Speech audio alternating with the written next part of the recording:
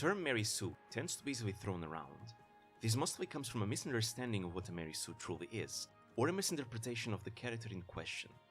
I believe Micaiah to be one of such characters. First of all, what even is a Mary Sue?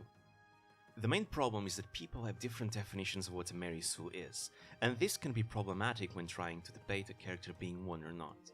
Wikipedia defines a Mary Sue as an idealized and seemingly perfect fictional character.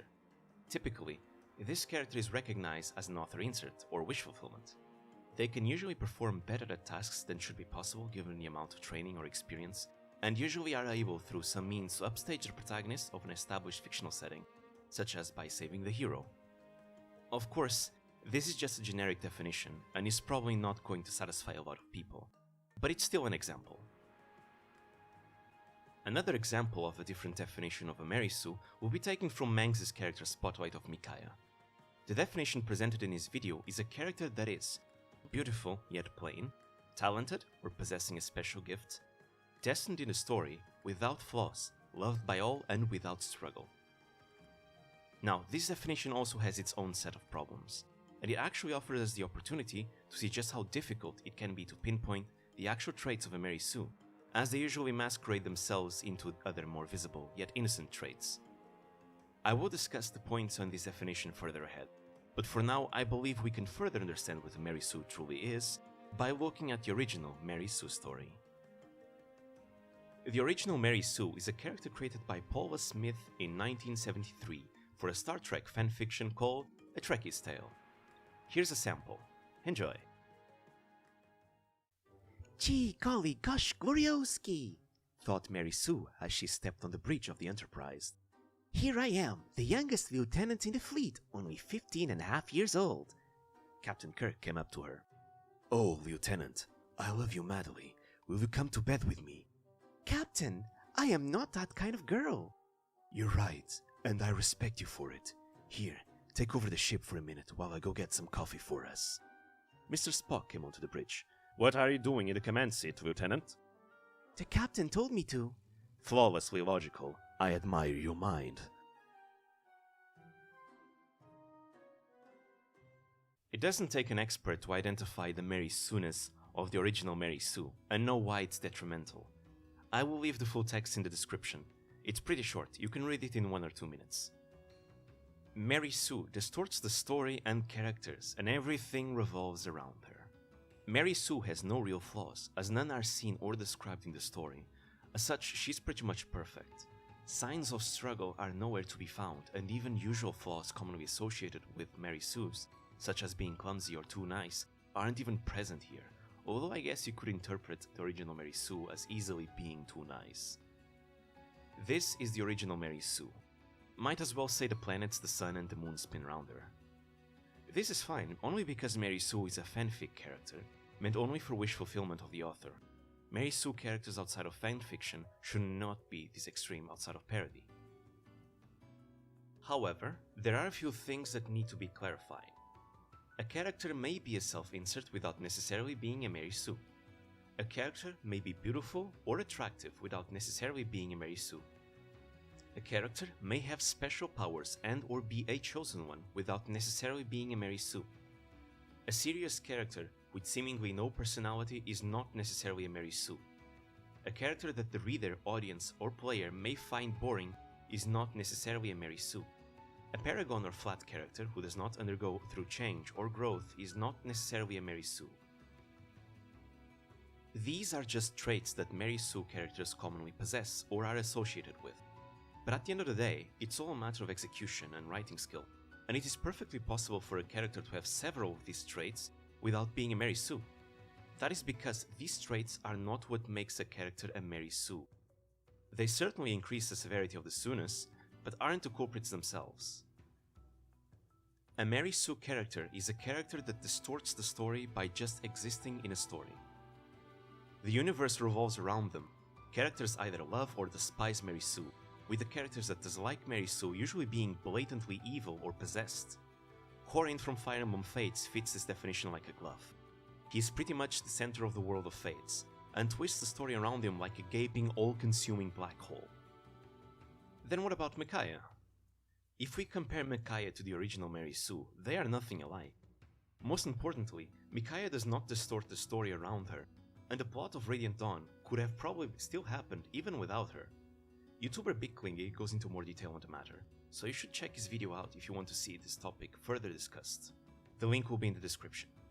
Now let's go back to the definition of a Mary Sue in Mangs' video and compare Micaiah to the points presented in his character spotlight. Though the definition in his video is not really what a Mary Sue truly is, it's an excellent opportunity to clear some misconceptions that are usually thrown around. I will also explain why some of these points are not very good arguments to check if a character is a Mary Sue, though by now you probably already know why. Beautiful yet plain.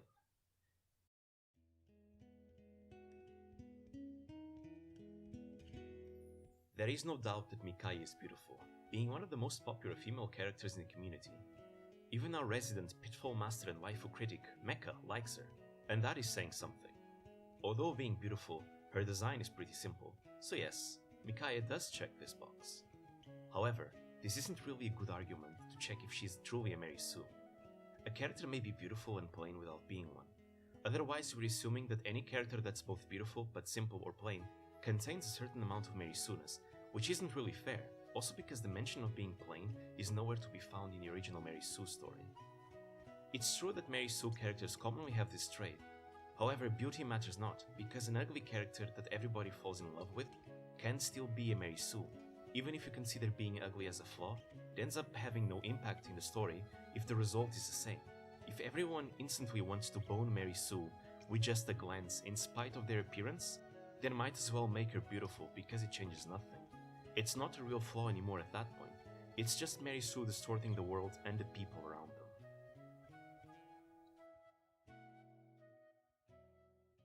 Talented or possessing a special gift. Because of her heritage, Micaiah has special powers of foresight and healing, so this is another check. But as stated previously, a character may have a special gift or power without necessarily being a Mary Sue. Otherwise, you're saying that any character with a special power is a Mary Sue. Additionally, it makes complete sense in universe as to why she has those powers in the first place. She's not breaking the story or the world. Destined in the story. As the true apostle, Micaiah can listen to Yune's voice and sing the Golder of Release. Additionally, Yune uses her body as a vessel to manifest herself, and it's thanks to Yune's blessing that the characters can even face Ashera's judgment. Note that I said Yune's blessings and not Micaiah's. Without Yune, it would be impossible to face Ashera, but we shouldn't credit Micaiah for that. If she weren't in the story, then most likely Sanaki would have been the true apostle, and it's not difficult to imagine Yune doing everything she does in the story through Sanaki's body. Regardless, being a chosen one doesn't automatically make you a Mary Sue. Many Mary Sues commonly end up being chosen ones, and that is because being a chosen one is a trait that fits so well with the entire world or story revolving around them. This is not the case with Micaiah. Though she's a chosen one, Ike even ends up having more of a spotlight overall than her. Without flaws. This is one of the most important points, as it is a legit Mary Sue trait. Mary Sues have no real flaws, and if they do, they have no consequence or weight in the story, making said flaws irrelevant. Now, Micaiah definitely has flaws, and this has nothing to do with gameplay, although her stats and performance do accurately portray that she needs to be protected. Besides her obvious naivety, Micaiah makes questionable decisions throughout the game, and no matter how wise you are, making mistakes and bad decisions is natural for a human to do. Therefore, it's not contradictory if a wise character sometimes makes a bad decision. If anything, it's a form of realism, as no person in the world always does the right thing, especially since there might not be a right choice sometimes. And in the case of Radiant Dawn, you can't even say that she should always do the right thing, just because she has a goddess on her side. When talking to Stefan, Yuna herself tells you in-game that gods are not perfect either. In my opinion, I don't even think Micaiah is all that wise. She's just doing as the visions tell her. That's not her being wise, it's her relying on her powers of foresight, and once those powers fail, she doesn't know what to do. She becomes vulnerable, and her lack of experience and knowledge starts showing. An example is when she lets Gerard go free.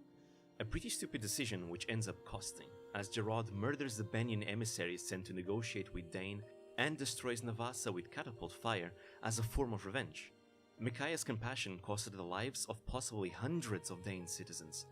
Although being compassionate isn't considered a real flaw, in Micaiah's case, being too kind becomes a clear lack of judgment skills and massive foolishness.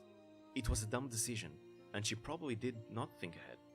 This is not bad writing, because this tells us more about Micaiah. Storytelling, like art in general, is very much interpretative. Whether the writers intended on it or not doesn't matter. Micaiah really isn't as smart as people think, and even then, something you might find obvious might not be that obvious to everyone else. Always remember that there are people unable to understand obvious irony. In Micaiah's case, she cannot understand that letting free a literal murderer of innocents like Gerard is a bad idea. The consequences of her foolish kindness are more blood being spilled. If she were to allow Gerard being finished off, it is possible that the siege of Navassa at the end of Part 1 would have never happened, saving many lives. As the head of an army, Micaiah has much to desire and relies too much on herself as a symbol of inspiration to the troops, and also relies on her visions instead of consistent tactical prowess. Something else that needs to be mentioned is that Micaiah's actions are called out by a few of her allies in Part 3. Jill and Soth are such examples.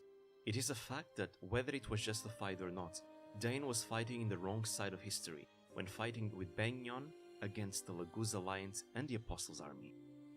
As general of the army, Micaiah was complacent with such an act. Even if Micaiah did not approve of it, it is a fact that she fought with the same regime that brutally subjugated Dane for 3 years, and was complacent with Laguz hatred and slaughtering in order to raise morale in Part 3. Such complacency facilitates feelings of Laguz hatred and genocide in the world of Tellius. It shows that it is acceptable behavior. That in itself is an awful thing. Micaiah had to choose between Dane or innocence, her nation or her morals. Micaiah chose to sacrifice her morals for Dane's survival. Micaiah's patriotism wins out in the end. Honestly, this is a great show of character. Maybe it was unintentional, as Fire Emblem writers love to tell us everything instead of showing, but again, it doesn't matter. Micaiah was even okay with burning the Apostles' army alive with oil during their ambush in Part 3:12. Regardless of how good the blood contract is as a plot device, it still showcases that Micaiah will break even her own morals for Dane, and show a colder side of her. Like many people, I don't like the blood contract as a plot device, as I think it's too vague and feels very artificial. But it wasn't Micaiah who signed it was Pelias, so Micaiah did have a choice. She is willing to stain her hands for Dane. As a national hero, Micaiah could have used her influence to make a difference in the opinions of the people in Part 3, but instead lets herself be manipulated by Pelias. Whether she likes it or not, actions matter more, and the path to hell is paved with good intentions, as they say. Loved by all. Another trait Mary Sues are associated with. The thing is, if it makes sense, the character should not be called a Mary Sue for it. Micaiah is indeed loved by the people of Dane and those who follow her, but it's pretty obvious as to why. She is the symbol of Dane's restoration and the leader of the Dawn Brigade. The Dawn Brigade itself is admired by the common people and seen as heroes who fight Benyon's oppression. You might think that because of how weak they are not worthy of such praise, but I disagree. It is because of how weak they are that they deserve even more praise. Basically, they are the underdogs. Most people love to see underdogs win. In fact, most of you watching probably love to use or see people use bad units in Fire Emblem and make them succeed. If I was a Dane peasant and heard that there is this ragtag group of youngsters actually managing to fight the might of Benyon, I would most likely admire them and root for their success. At that point, the Dawn Brigade becomes a symbol itself. Even the most simple of people can unite and rise up to stand against the oppressors. It is admirable how the Dawn Brigade is, against all the odds, able to win in the end. So much in fact that characters call it a miracle. Soren himself reports in Part 3 that these exploits are indeed being called miracles, although he himself doesn't believe it.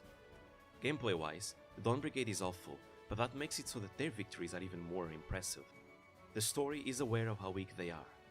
Micaiah, being the leader of the Dawn Brigade, is going to be the center of the attention, obviously.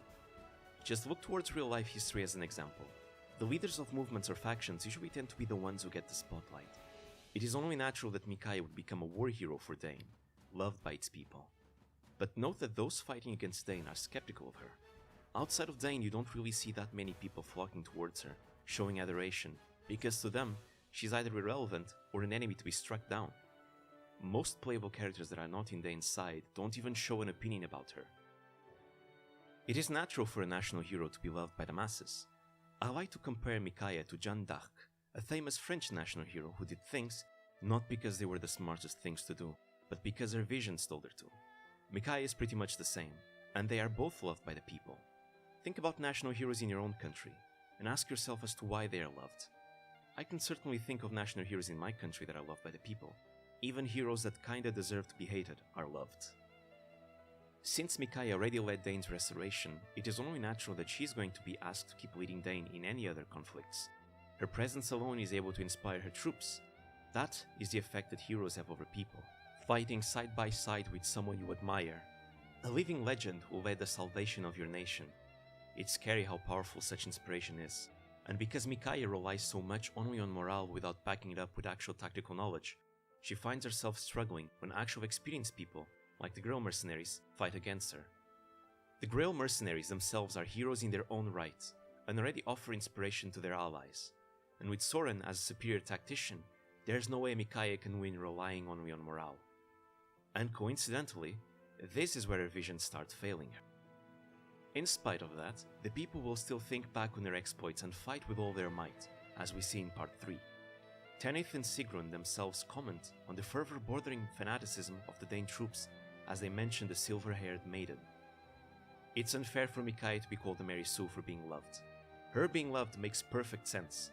She isn't distorting the world or the story with it.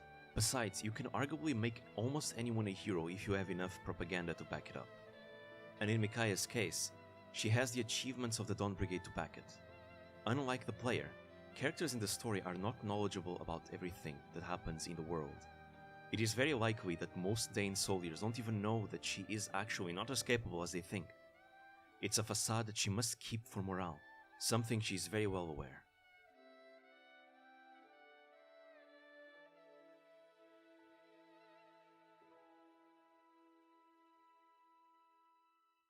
Without struggle.